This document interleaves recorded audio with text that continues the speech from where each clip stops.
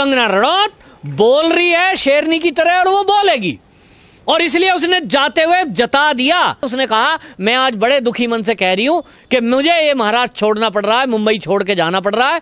मैं जाना नहीं चाहती थी, लेकिन ये सरकार इस तरह से मेरे पीछे पड़ गई, मेरा ऑफिस तोड़ दिया। और कारण केवल एक है, जो प्रॉब्लम है वो केवल एक है कि कहीं ना कहीं सीएम का बेटा ड्रग माफियाओं के साथ मिला है, और मैंने ये बोल दिया। नीलेश राणे, जो नारायण राणे बीजेपी के बड़े नेता हैं, उनका बेटा है, विधायक है, उसने भी बड़ा खुलासा आज टेलीविजन पे किया है। और उसने कहा कि ये जो सुशांत सिंह राजपूत की मैनेजर थी, उसकी जो हत्या हुई है, उसमें भी बहुत बड़ा घपला हुआ है, बहुत बड़ी साजिश हुई है। कंगना रनौत ने इस सरकार को चैलेंज किया, उद्धव ठाकरे को चैलेंज किया, उसका क्योंकि बेटा इसमें कहीं ना कहीं शामिल था। नमस्कार, स्वागत है आपका हमारे चैनल पर। हमारे साथ में राजनीतिक विश्लेषक श्री पवन त्यागी जी। हम पूछते हैं, सर क्या कहेंगे आप, आज जो है कंगना रनावत जो है वापस चली गई और दुखी मन से गई, और उनको ये लगा कि वहाँ पे सरकार का जो रवैया उनके प्रति है वो बहुत ज़्यादा बेरुखा है, और उन्होंने ये भी कहा कि मुझे इसलिए धमकियाँ मिल रही थी, मैंने वहाँ पर जो बॉलीवुड में जो विसंगतियाँ हैं उसके बारे में आवाज़ उठाई। तो आपका क्या कहना है? देखिए, कंगना रनौत कौन है?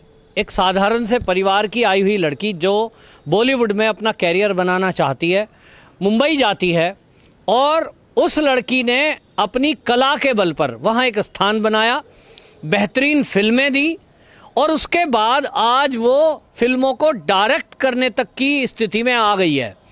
और वो जो वहाँ पहुँची है, वो अपना कैरियर ही तो बनाने पहुँची थी। अभी तो उसने शादी भी नहीं की, अभी तो उसके ज़िंदगी का जवानी थोड़ा क्रॉस हुई है, बस समझ लीजिए जवानी के कदम में है। तो ऐसे में वो क्यों जाएगी वापसी? वो वहाँ अपनी कर्मस्थली उसको बनाकर मुंबई को, महाराष्ट्र को, और वहाँ रहने आई हिमाचल छोड़ के। लेकिन आज जब वहाँ नेपोटिज्म होने लगा बॉलीवुड में, और सुशांत सिंह राजपूत की मौत हुई, इस सुशांत सिंह राजपूत के पहले तो कंगना रनौत ने कुछ ऐसा नहीं बोला।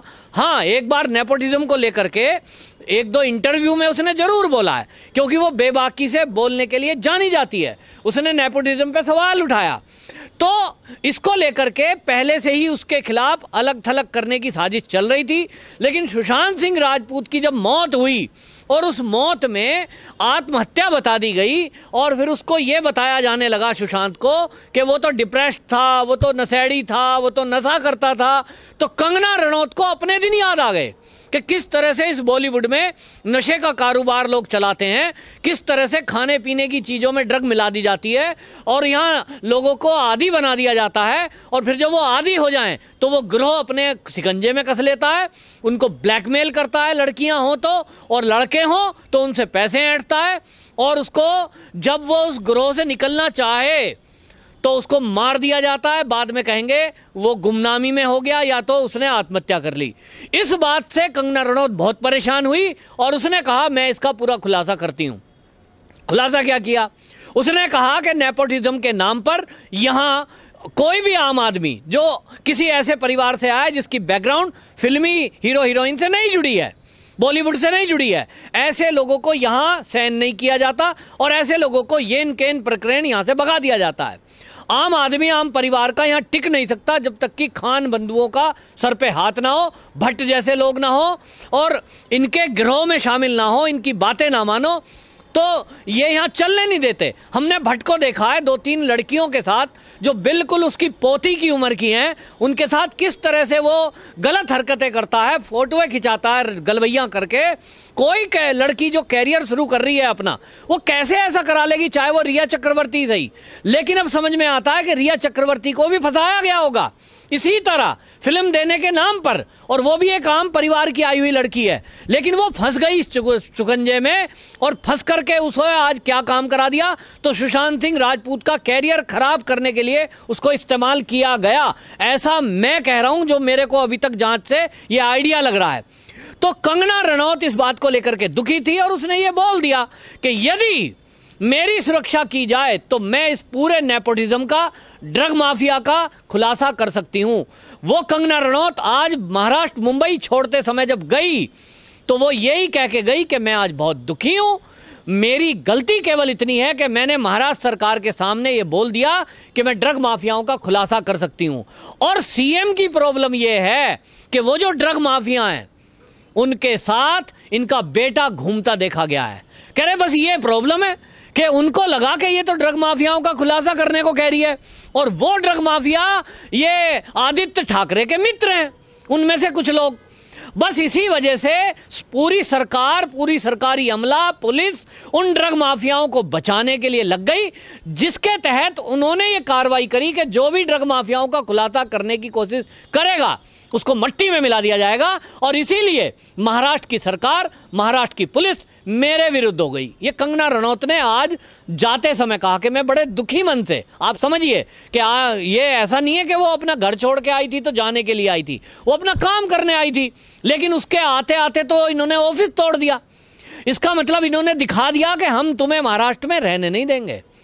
महाराष्ट्र का गृह मंत्री बोलता है कि यहां रहने लायक नहीं है, तो घर तोड़ करके शिवसेना ने ये कंगना रनौत और बाकी लोगों को ये धमकाने की इनडायरेक्टली कोशिश की है कि इस केस में जो भी बोलेगा, सुशांत की मौत में बोलेगा, ड्रग माफियाओं के खिलाफ कोई बोलेगा, उसको ऐसे ही यहां से खत्म कर दिया जाएगा। कंगना रनौत को Y+ सुरक्षा थी, उसको इतना मीडिया की कवरेज थी, उसके बावजूद देखिए शिवसेना की ये दुस्साहस, देखिए साहस नहीं है, ये दुस्साहस है कि उन्होंने कंगना रनौत का ऑफिस तोड़ दिया, उसके बाद उसके खिलाफ FIR के आदेश कर दिए। और अगर कंगना रनौत यहाँ महाराष्ट्र में रहती तो मैं पहले भी कह चुका हूं, ये कंगना रनौत की हत्या करने की पूरी साजिश ड्रग माफियाओं ने कर दी थी, क्योंकि ये उसको किसी भी तरह से, और कह रहे थे ना हम ड्रग की जांच करेंगे, कंगना ने भी कभी ना कभी ड्रग लिया है। अरे भाई, अगर तुम्हें ड्रग की जांच करनी है तो ऊपर से शुरू करो ना, महेश भट्ट से लो, उसका रिमांड लो, वो भी तो ड्रग माफियाओं से जुड़ा हुआ है। लेकिन नहीं, जो मोटे मोटे नाम है, बड़े बड़े मगरमच्छ हैं, उसको महाराष्ट्र सरकार, शिवसेना सरकार नहीं कुछ कहेगी, लेकिन कोई आम परिवार से आएगा तो उसको इसी तरह रगड़ देगी, उसको परेशान करेगी। और इसीलिए ये छोड़ते समय यहां से उसने कहा, मैं आज बड़े दुखी मन से कह रही हूं कि मुझे ये महाराष्ट्र छोड़ना पड़ रहा है, मुंबई छोड़ के जाना पड़ रहा है, मैं जाना नहीं चाहती थी, लेकिन ये सरकार इस तरह से मेरे पीछे पड़ गई, मेरा ऑफिस तोड़ दिया। और कारण केवल एक है, जो प्रॉब्लम है वो केवल एक है कि कहीं ना कहीं सीएम का बेटा ड्रग माफियाओं के साथ मिला है, और मैंने ये बोल दिया। ना बोलती तो कंगना रनौत ने आज जाते जाते एक इशारा भी किया है, जो बहुत बड़ा एक हिंट है। उसने कहा कि ये जो सरकार है ये मुझे फिक्स करना चाहती है, जैसे मैच फिक्सिंग हो जाती है ना, कि तुमको इतने बोर्ड पे इतने बल्ब बनाने और तब आउट हो जाना है। कह रही है कि सरकार मुझे फिक्स करना चाहती है, लेकिन मैं देखती हूं कौन किसको फिक्स करता है। इसका मतलब वो सरकार को चुनौती देके गई है कि सरकार की किसी भी धमकी के आगे वो झुकने वाली नहीं है और वो रुकने वाली नहीं है। और उसने बता दिया कि गवर्नमेंट उसको डरा धमका कर उसका मुंह बंद करना चाहती है, और हो सकता है सरकार के किसी नुमाइंदे ने उसको कोई ऑफर भी किया हो, जिसका जिक्र उसने जाते समय किया है कि सरकार मुझे फिक्स करना चाहती है, माने मैनेज करना चाहती है कि भाई हम तुम्हारा मकान दुकान कुछ नहीं छेड़ेंगे, तुमको कुछ नहीं कहेंगे अगर तुम अपना मुंह बंद रखो। लेकिन कंगना रनौत बोल रही है शेरनी की तरह, और वो बोलेगी, और इसलिए उसने जाते हुए जता दिया कि जा रही हूं। गई तो इसलिए क्योंकि आपने देखा वो राज्यपाल से मिलके आई, कोश्यारी जी से। राज्यपाल ने बता दिया होगा, क्योंकि उसने कहा कि मैं पिता की तरह मिली, वो बेटी की तरह मिले, तो उन्होंने बता दिया होगा भाई यहाँ माहौल ठीक नहीं है। तो राज्यपाल कानून व्यवस्था तब तक हस्तक्षेप नहीं कर सकते जब तक वहां सरकार है। और इसलिए कंगना रनौत को जाना कहां है, उसने इतनी मेहनत की है, किस तरह से वो अपना एम्पायर खड़ा किया है, वो उसको यूं ही ध्वस्त होने तो नहीं देगी। लेकिन मजबूरी है कि क्योंकि इस समय गुंडागर्दी है। और इसी तरह आप देखिए नीलेश राणे, जो नारायण राणे बीजेपी के बड़े नेता हैं, उनका बेटा है, विधायक है, उसने भी बड़ा खुलासा आज टेलीविजन पे किया है। और उसने कहा कि ये जो सुशांत सिंह राजपूत की मैनेजर थी, उसकी जो हत्या हुई है उसमें भी बहुत बड़ा घपला हुआ है, बहुत बड़ी साजिश हुई है। उन्होंने कहा कि उसकी मौत 8 तारीख को हो गई, और उसका जो बॉयफ्रेंड है वो लोगों को फोन करता है, जिसकी जानकारी मेरे पास पूरी है कि उसने फोन किया कि फ्यूनरल है आज उसका, यानी अंतिम संस्कार करना है, मेरी जो वो गर्लफ्रेंड है वो मर गई है। और उसने कुछ दोस्तों को फोन किया, वो बोलते हैं कि अगर 8 तारीख में उसका अंतिम संस्कार कर दिया गया तब 11 तारीख में पोस्टमार्टम किसका हुआ? एक लड़की का पोस्टमार्टम होता है 11 तारीख में और वो नग्न अवस्था में पहुंचती है। इसका मतलब ये है कहीं ना कहीं नीलेश राणे जो खुलासा करना चाह रहे हैं, अभी वो खुल के नहीं बोले, उन्होंने कहा सीबीआई के सामने बोलूंगा अगर सीबीआई चाहेगी, तो हिंट तो मिल चुका कि इसका मतलब पोस्टमार्टम किसी और लड़की का हुआ है। वो डेड बॉडी जिसकी बरामद हुई, वो जो लड़की छत से गिरी, वो लड़की एक्चुअल में थी और उसको उन्होंने जला के उसका अंतिम संस्कार अंजल मंजल कर दिया। यानी जो रेप के बाद उसको धक्का दिया गया खिड़की से, जिसका डाउट क्रिएट हो रहा है कि वो जब गिरी है तो 18 डिग्री में पड़ी थी, जबकि बोल रहे हैं कि आदमी अगर खुद कूदता है तो वो वहीं गिरता है धड़ाम से, लेकिन वो गार्ड बता रहे हैं वहां के बिल्डिंग के जहां से वो लड़की गिरी कि 20 मिनट बाद उसको लोग नीचे देखने आए। भाई अगर शादी होने जा रही है और एक दूसरे से शादी करना चाहते हैं और लड़ाई झगड़े में या किसी कारण से वो लड़की गिरी थी, तो ऐसे में तुरंत सबसे पहले देखने आते हैं और एम्बुलेंस बुलाई जाती है, हॉस्पिटल ले जाया जाता है। ऐसा कुछ नहीं हुआ। इसका मतलब लग रहा है कि कहीं ना कहीं उन्होंने कमरे की कंडीशन चेंज की होगी, कोई ना कोई घोटाला उसका जो वो बॉयफ्रेंड था उसने किया होगा। अपराधी लिप्त हैं, जो लोगों की शंका है, जो सोशल मीडिया पे चर्चा है कि कोई बड़ा नेता उस पार्टी में मौजूद था, कोई बड़ा बॉलीवुड का हीरो उस पार्टी में मौजूद था, उसके कारण लड़की के साथ रेप हुआ और रेप की वजह से वो लड़की खिड़की से कूदी या उसे घेर दिया गया। और क्योंकि अगर उस लड़की की उसी डेड बॉडी का पोस्टमार्टम हो जाता तो रेप, छेड़खानी या मारपीट, वो सारा कुछ खुलासा हो सकता था। इसलिए जहां तक मेरी संभावना है, जो नीलेश राणा अभी कहने से बच रहे हैं, मेरा आइडिया है कि वो ये कहना चाहते हैं कि वो लड़की, उसका अंतिम संस्कार कर दिया गया फटाफट आनन फानन में 8 ही तारीख को, और पोस्टमार्टम क्योंकि होना था, क्योंकि ये खबर लीक हो चुकी थी कि सुशांत सिंह राजपूत की मैनेजर की मौत हो गई है और इसलिए उसकी डेथ का सर्टिफिकेट चाहिए था। तो जैसा हम फिल्मों में देखते आए हैं, क्योंकि वो तो फिल्म नगरी है ना, वहां जरूर कोई ना कोई दूसरी लड़की की डेड बॉडी, उसका अंतिम संस्कार कर दिया गया, उसका पोस्टमार्टम किसी दूसरी का हुआ। मुझे नहीं लगता क्या हुआ, उसके घर वाले बुलाए गए कि नहीं बुलाए गए, उनको पहचान कराई गई कि नहीं कराई गई, ये पूरा खुलासा होना अभी बाकी है। लेकिन लगता है कि इसमें बहुत बड़ा कोई घपला घोटाला है। ये सीबीआई अगर नहीं आती तो आप सोचिए पुलिस की कितनी बड़ी नाकामी है कि ना तो सुशांत सिंह राजपूत पर उसने तुरंत एक्शन लिया, ना उसकी मैनेजर पे कोई तुरंत एक्शन लिया। और ये सोशल मीडिया और मीडिया में अगर हल्ला नहीं मचता तो पता नहीं कितने लोग मारे जाते, कितने लोग मर गए। उसके जो बॉयफ्रेंड है उसका भी कोई पता आता है नहीं, मैनेजर का।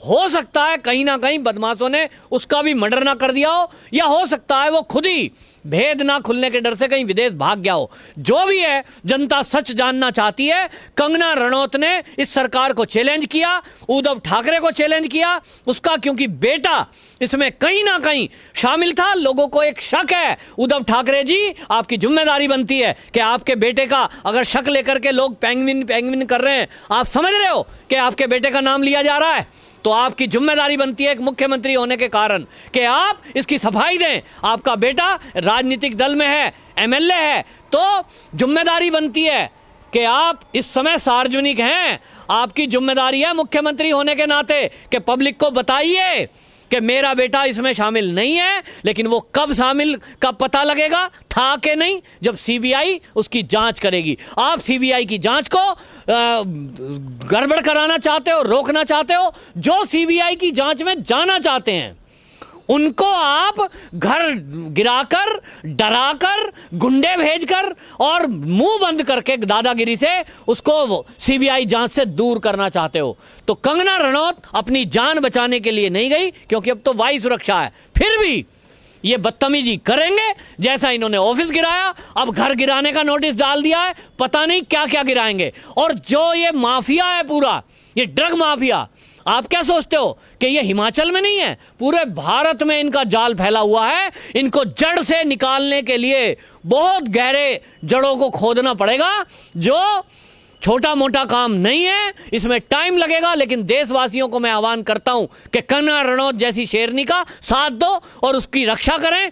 पुलिस वाले तो करेंगे ही करेंगे, कानून करेगा अपना काम, लेकिन जनता को भी इसकी सपोर्ट में आना पड़ेगा और ऐसे मीडिया कर्मियों का भी साथ देना पड़ेगा जो लोग आपके चैनल की तरह सुशांत सिंह राजपूत, उसकी मैनेजर कंगना रनौत, रिपब्लिक भारत का साथ दे रहे हैं।